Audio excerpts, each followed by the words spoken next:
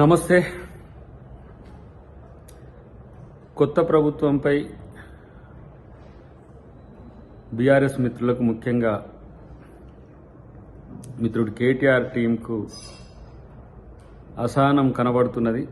చాలామంది కేటీఆర్ గారితో పాటు శ్రవణ్ గారు, సుమన్ గారు చేస్తున్న విమర్శల్ని చూస్తే కొంత ఫ్రస్ట్రేషన్ కనపడుతున్నది వాళ్ళ కామెంట్స్లో.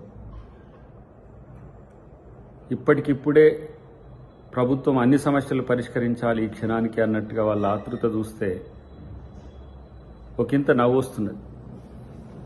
ప్రత్యేకించి ప్రభుత్వంగా కాంగ్రెస్ పార్టీ మీకు చెప్తున్న అంశం ప్రధానమైనది రైతులకు సంక్రాంతి కానుకగా రైతు భరోసా, ఇటు మహాలక్ష్మి పథకాలకు సంబంధించిన అంశాల్లో ప్రభుత్వం విధి విధానాలు తయారు చేస్తున్న పరిస్థితిని గమనించాల్సి. మీ పిల్లలు ఇంటర్మీడియట్ మరియు ఎంసెట్ చదువుతూ సబ్జెక్ట్స్ లో కన్ఫ్యూజ్ అవుతున్నారా? కాన్ఫిడెన్స్ లెవెల్ తక్కువగా ఉందా? రిపీటెడ్ మిస్టేక్స్ చేస్తున్నారా? అయితే మీకోసమే ఉంది Rise app. 1 lakh question bank, performance analysis, online classes by experts, ఇంకా మరెన్నో ఫీచర్స్ తో మీ ముందుకొచ్చింది Rise. Rise, the perfect guide. Description లో ఉన్న లింకును ఉపయోగించి సబ్స్క్రైబ్ అవ్వండి. కోరుతూనే విమర్శలు చేయడమే పనిగా బీఆర్ఎస్, లేదంటే ఆధారాలు లేని, లేదంటే ఇంకా చెప్పాలంటే కొంత అక్కసుతో చేస్తున్న కామెంట్స్ ప్రజల ముందు బీఆర్ఎస్ నాయకులను ముద్దాయిలుగా చేస్తున్న అంశం గమనించాల్సిందిగా కోరుతున్నాం. ప్రతిపక్షంగా మీరు నిర్మాణాత్మకంగా ఉండాల్సిన స్థితి నుంచి ఎందుకు ఈరోజు దిగజారుతుందో ఆలోచించుకోవాల్సిన అవసరం ఉంది. వాటికంటే ముందు వాళ్ళ పక్ష నేత ఈరోజు కేసీఆర్ గారు అనారోగ్యం పాలు కావడం ఒక ఎత్తు అయితే, రెండవది ఉపనేతను ఎన్నుకోలేని స్థితిలో వాళ్ళు ఉన్నారు.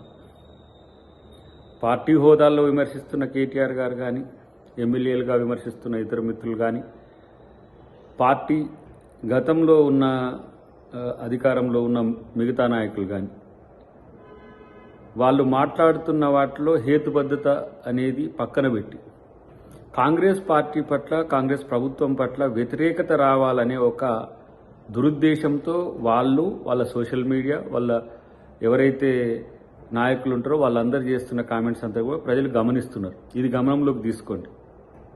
ముఖ్యంగా మొన్న